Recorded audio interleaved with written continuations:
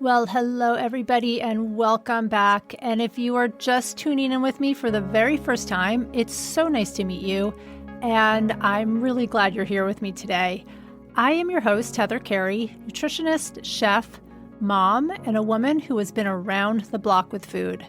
I want to open up about real food in relation to health, weight, and our bodies so you can make peace with what you eat.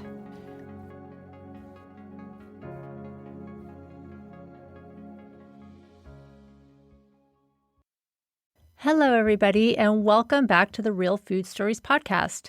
Today, I had the opportunity to talk to Anne Poirier, who is a eating disorder specialist and also a certified intuitive eating counselor.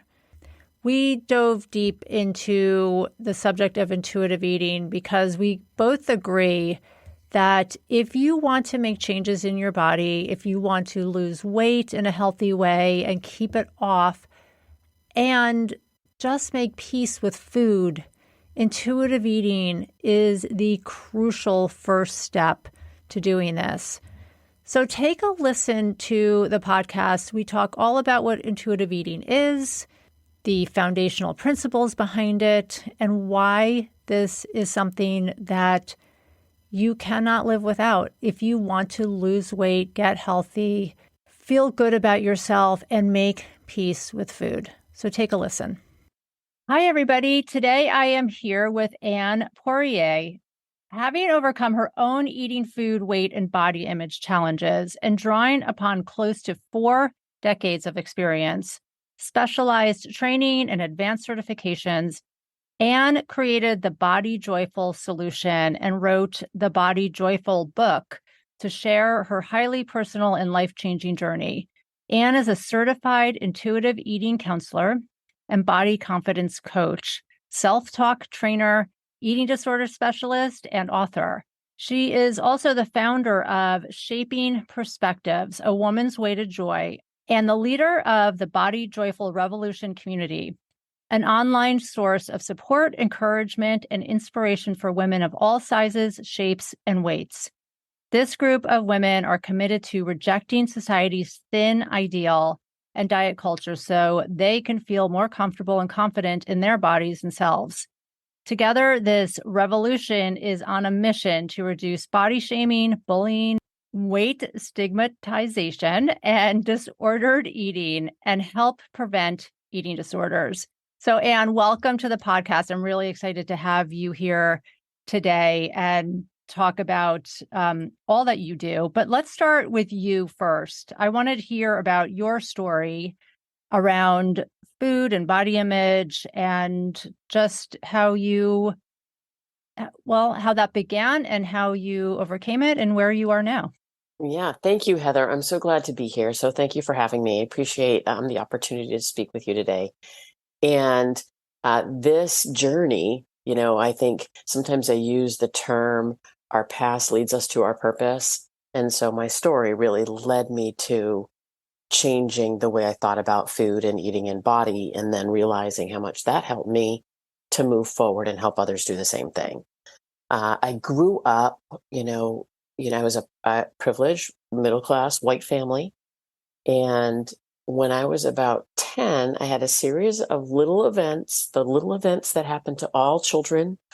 And they were little things like a little bit of nickname calling, a little bit of bullying, nothing horrendous. I know that there's things much worse.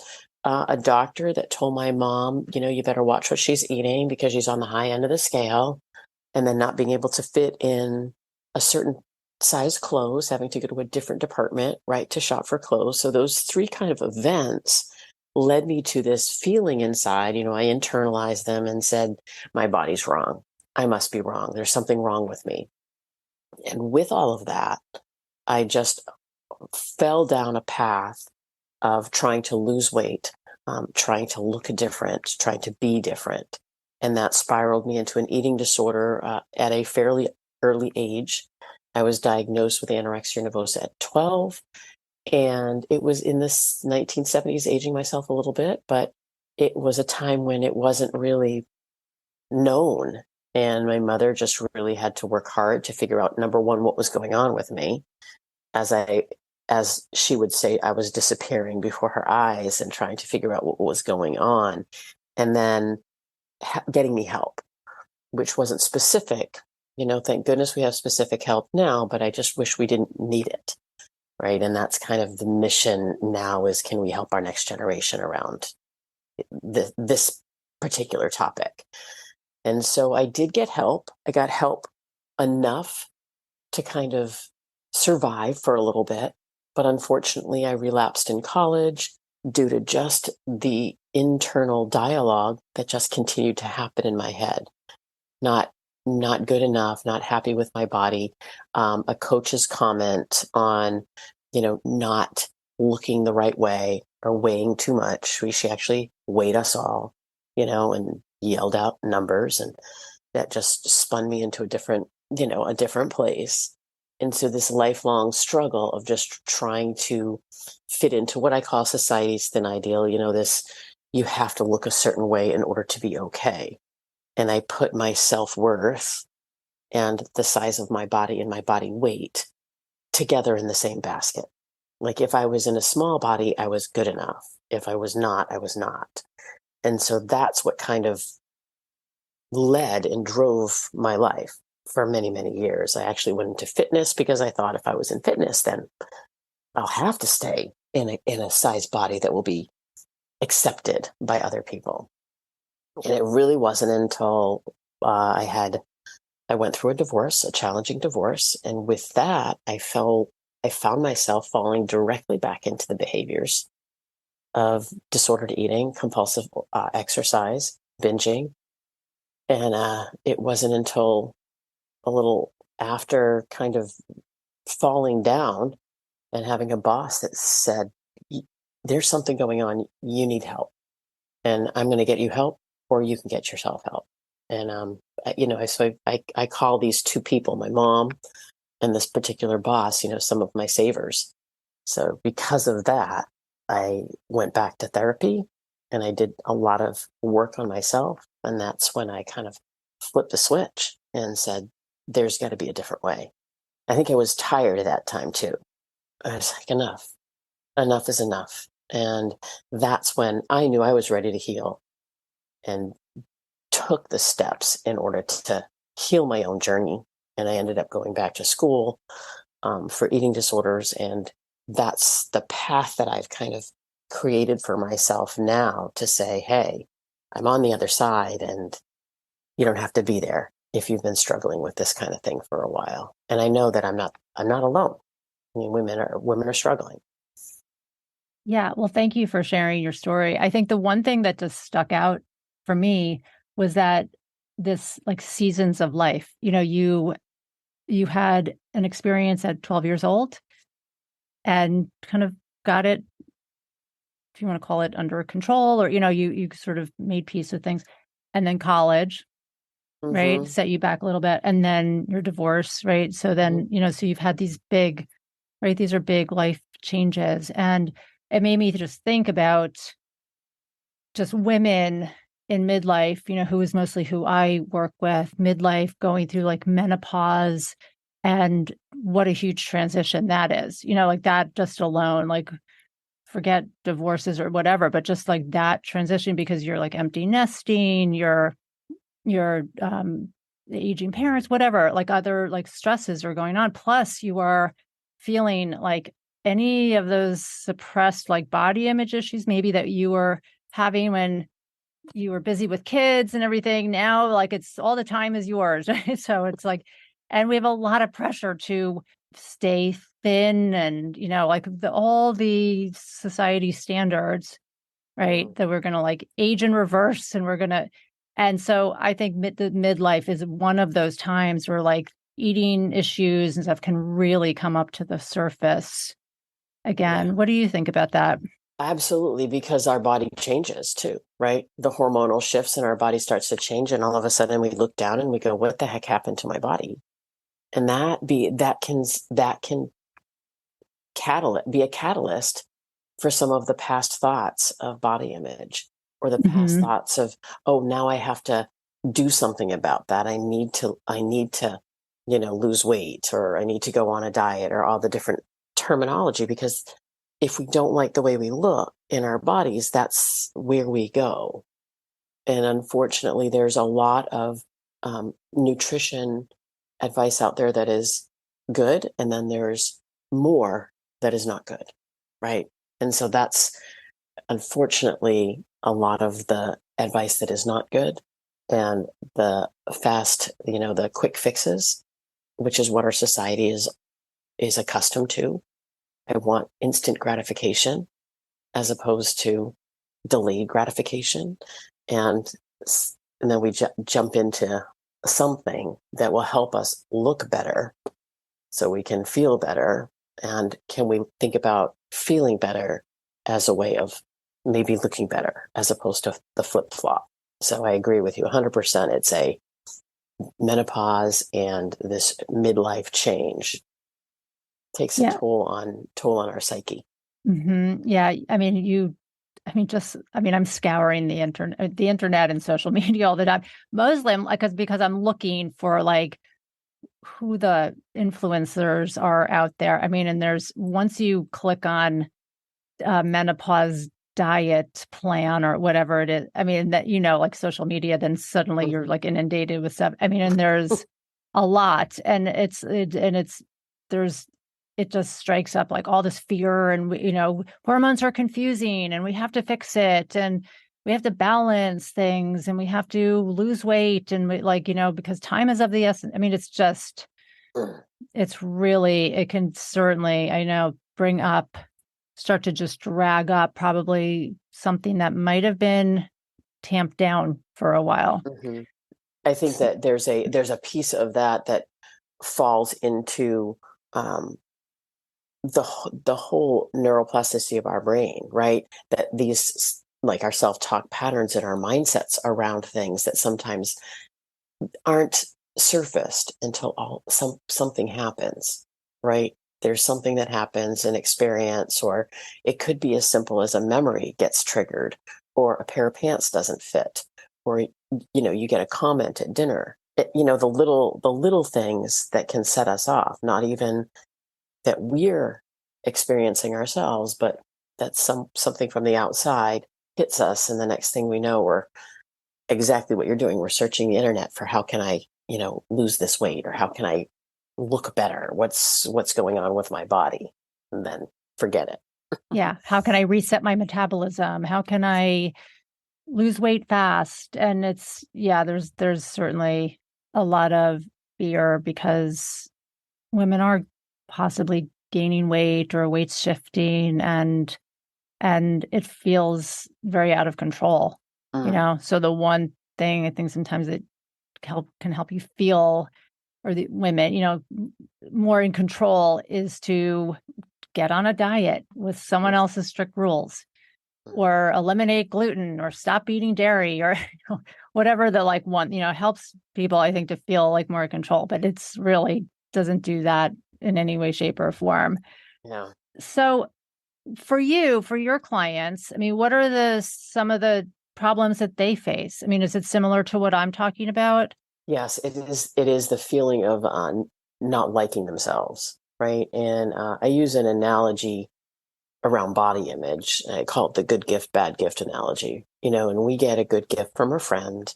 We take care of it. We love it. I have this great picture I got 20 years ago from a friend that just goes with me everywhere. And I kind of use that as the example. Um, we take care of something that's important to us and that we like. When we get a bad gift from our friends, we say thank you and appreciate that. And the next thing you know, not even with any real conscious thought, it might be in the back of the closet. We give it to Goodwill. We may regift it. Uh, and if we're thinking about our bodies as like this bad gift that I just can't, like, I just hate it, or I don't like it, or it's not working for me, or why is it looking like this, or why am I gaining weight? All of those things, the negative aspect around how we feel in our body, almost subconsciously, we just don't treat ourselves as well. And that's when we fall into kind of unhealthy patterns around food and eating. and exercise and thought patterns, and that can spiral us into depression and anxiety and worry and all of those things as well. And so that's the piece that can we see, when I speak to people, it's mostly because I need to change my body. I'm not good enough as I am. And that's where we have to peel some of the layers back. And what makes you believe that? And why is that? Yeah. And you have your story around being 12 years old and getting messages from outside. I also have a story when I was about 11 years old, it just the messages from family, women, I think, weren't really supposed to like their bodies or not definitely not enjoy food because we're always supposed to be watching our weight, like Mm-hmm. sort of subtly, we're just supposed to be eyeing food with, just not trusting it. Mm-hmm. And so, right, we get these messages when we're so young and it sits in the back of your head. Right? It's just kind of these like messages until you probably see someone like you or, like that.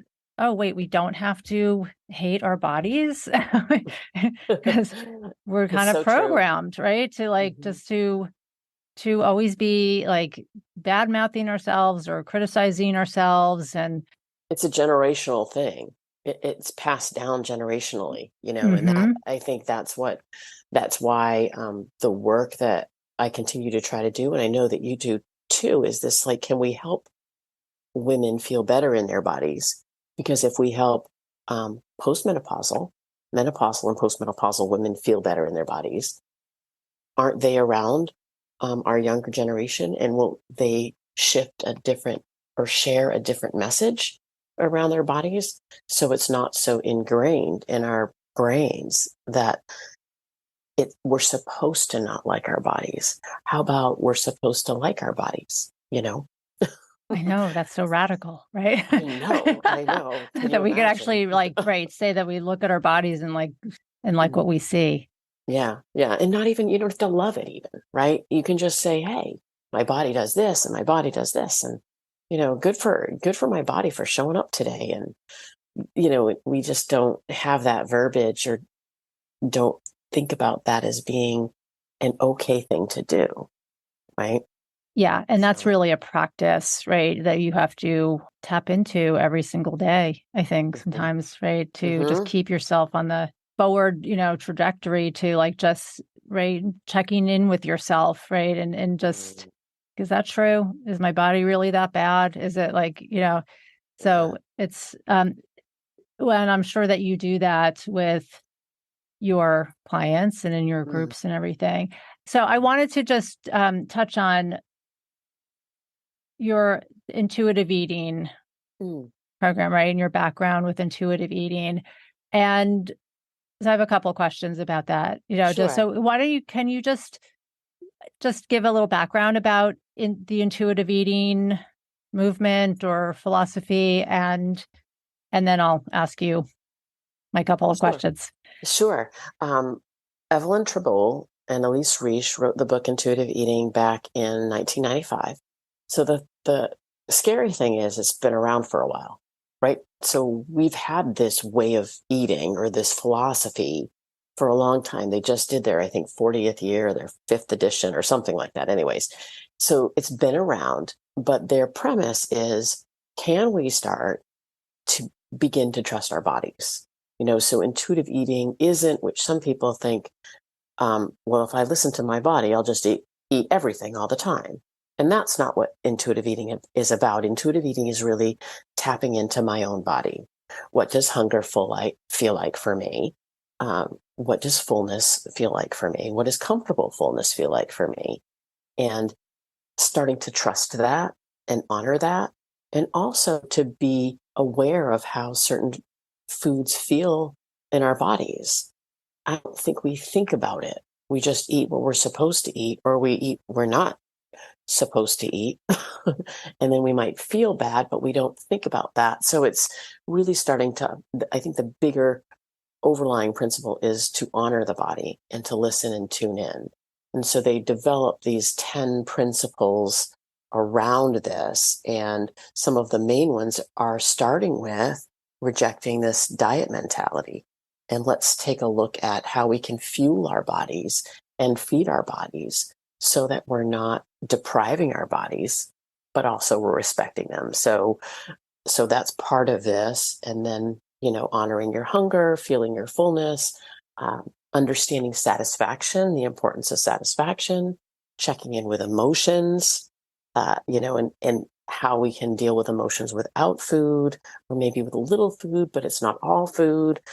When it comes to emotions, another piece of the other side is what we were talking about earlier, is the mindset and the voices, which is the dealing with the food police. We all have these kind of internal food police, and we may have external, as you mentioned, Heather, like a grandmother or a mother or an aunt who had particular rules around food. And so that might be a police of food. And so we hear all of that. So we want to try to, can I challenge the food police a little bit and make peace with food? So that's the bigger principles. And then they have a couple of other principles around, movement and enjoying movement and feeding ourselves through gentle nutrition. So then, and respecting our bodies, but it's an overall arching way of eating that is tuned in more to you as an individual, not as a plan where you're eating this and this and this.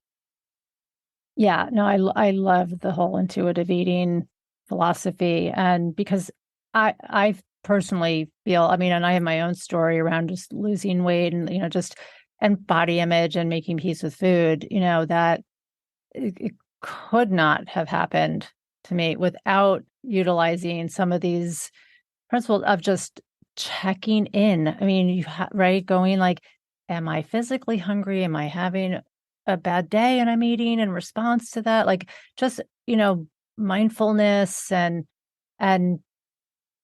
and honoring that, and I think that all goes into the intuitive eating movement. And, I think it's like the opposite of rules. I mean, I think some women have been so ingrained to just you're either on a diet or you are off a diet, right? I mean, there's like you are following someone else's rules and you lose weight and then you can't sustain it and you blow it and then you're off the diet and you blow it and then you better get back on, like the police are coming and so this concept, I mean, at least my clients, this has been a big theme with my clients, is that they're just on a diet or off a diet. And you're off the diet and you're blowing it. And I say to them frequently, I'm like, there's no food police, or there's no one knocking on your door saying like, what are you eating? You like give yourself permission to eat whatever you want. But so I wanted to just follow up with that, because I think that people do get fearful of that if they're not following some rules. Right. I'm not supposed to eat gluten or dairy or whatever it may be, that they're going to go really off the rails and really eat whatever that, and they're never going to be able to stop. Right. They don't trust themselves because they've been told not to trust themselves as part of a belief system that we've been fed, I think, over and over and over again, that you can't trust yourself and you can't trust your body. And how can you trust your body? And exactly. that's exactly. where we get to question that. We get to pause and stop. Right. And that we have to learn how to just be our own advocate and trust ourselves deeply. Yes. That we're not going to get out of control with eating, that we're not going to just sit there for 24 hours straight and never be able to stop. And yeah, so I mean, it takes work, as I'm sure you can see with your groups and everything. Right. But I wanted to ask you a question, just going along in the like intuitive eating realm. What if you had a client who came to you and she's very overweight? She needs to lose a good 100 pounds, just say. And you're saying, you're infusing these intuitive eating principles, but which I think doesn't talk about weight loss, right? Right. The intuitive eating like movement. So how do you address somebody like that?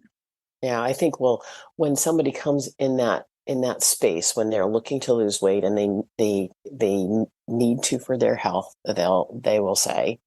And there's two things that I want to share with you. One is that I think weight loss is at so much of the forefront that that's the only thing they're thinking about, and they're chasing weight loss. And I used this with a client the other day, and it never had come out of my mouth before, but it was a gentleman that I was working with. And I go, what happens if were in high school and you were chasing a girl? I go, where's she going? He goes, as far away from me as she can. I said, stop chasing the girl, right? Because basically what we really want to do is say, okay, so we know that this is there. We acknowledge that there's weight loss that you want and that would probably be helpful for your body. We can acknowledge that. Now let's talk about what are the behaviors that can help get us there. We're going to keep that, and Evelyn and Elise will say we put that on the back burner. It's there. We know it's there. What are some of the habits that we can start to instill that will help move us in that direction? And if we can start to instill small habits most of the time around food and eating, that's going to move us in the right direction. But the more that we focus on just the weight loss, and the more that whatever it is, every week that we weigh in and then we look in the scale, and if it doesn't do what we think it should be doing, because I was so good all week, that sets us up for usually our own sabotaging ourselves sometimes, because I was so good, it's not worth it. It's that all or nothing thinking that we fall into. And so we want to acknowledge and understand that weight loss is part of this journey. And with that said, can we put that aside and really focus on the behaviors that will help us get there instead of just the numbers? Yeah, that's so true. And I'm a believer in this too. If you don't have that foundation of intuitive eating, mindfulness, paying attention to your hunger cues, and and all of those skills, to lose weight, it's you have to have that foundation in place before that you can start thinking about losing weight, which gets frustrating to people sometimes, especially if I don't my clients, they come in, they're like, I want to lose 50 pounds. And like, we have to just back up a little bit first. Right. And this is a process, right? Rather than just, here's your meal plan, because that's a diet, and I don't do diets. So, yeah, that's a really good way to explain it, that it's not about you get to eat whatever you want, you're not going to lose weight, or, for health reasons, but that you have to have these principles in place first and these habits to then be able to move forward. I sometimes they'll ask too. I mean, a lot of times, there are some things that are obvious numbers and possible, A1C and some things like that are obviously this could be a helpful thing that releasing weight could be helpful for. But I also try to make sure that I go deeper. Like, why? Why do you really? What's it going to give you if you were to, lose weight? Then what? Right? Have you lost weight before? How did you feel about your body then? What was going? So we kind of dive a little bit into some of the other things too, and I'm sure you do too. Is instead of just focusing in on weight release.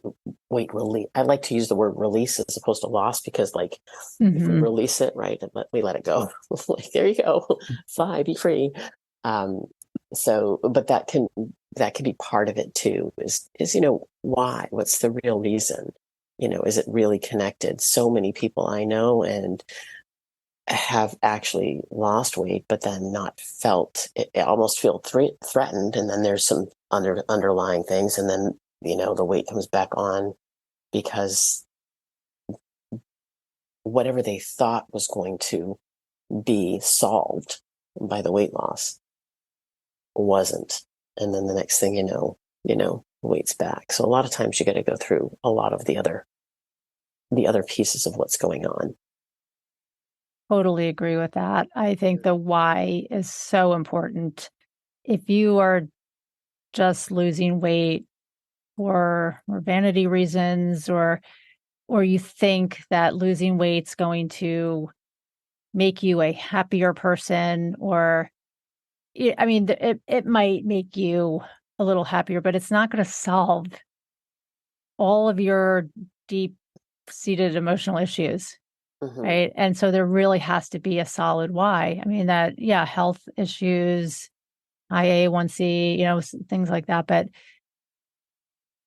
the why really, I think, has to be solidified also Hmm. before you Hmm. can even think about losing weight. Right. Yeah. Agreed. Yeah. I know, it sounds like you are like on a mission kind of, but tell me like what your mission is and why it's so important to you. I mean, I know you have your own personal story Mm. around, your own eating issues and body image. Tell me what keeps you motivated, I guess, to help people make peace with food. I think the biggest piece is that I had two. I have two daughters. They're adults now, and I was not a very good role model. So to be honest, right, I wasn't a good role model around food and eating. So many birthday parties I did not partake, right, and so I think of all the different things that I myself, as a mom, wish I had role modeled around food and eating.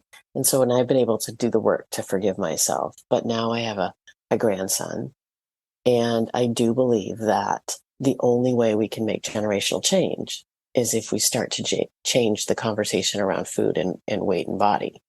And that's what, so I wrote my own story, but then underneath that was this, yes, but how do we get the next generation? And so I did just release last month my 8 to 12-year-old book called Not a Fat Annie. There's a little pun in the title, but it does surround body shaming and bullying and weight stigma, and the generational diet culture pieces, through a fictional story of a young girl in fifth grade who's getting bullied. And I thought, why not start by developing, we can teach our younger people not only through role modeling, which I think is the biggest thing that we can do is role model differently, but also through story, and help them maybe question some of the belief systems that have been ingrained in us because they were ingrained in our moms and because they were ingrained in their moms. And so that's my bigger mission, is how do we help our next generation so they're not. And I feel it's so much harder now with social media and 24/7 and always in the videos and the the facial, the visual pieces that we really didn't get as we were kids growing up. We got more of the external messages, and standing in the line at the grocery store and all the magazines, like, and the commercials. We got it that way, but now it's 24/7, and so it's a big mission. I get that. But I figure, hey, if you can change a couple people, it's going to change, if a family starts to think differently about their bodies, then maybe their kids, the friends of, like, who knows the ripple effect that one shift can make in somebody. And so that's kind of what I hold on to, and say, maybe I can make a difference by just one person at a time. Right.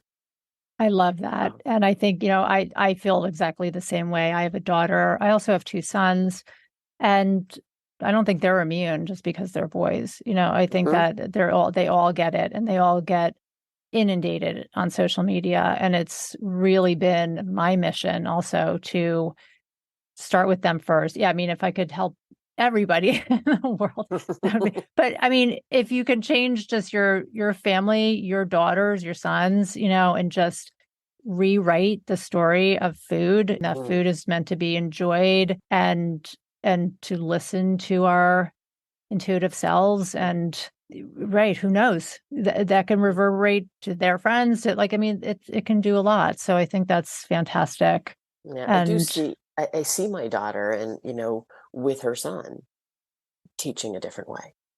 and, around food. And that's what it's about. I love that. That's so great. Well, and how can people get in touch with you and to learn more about your style of how you work and intuitive eating? And tell me how people can get in touch with you.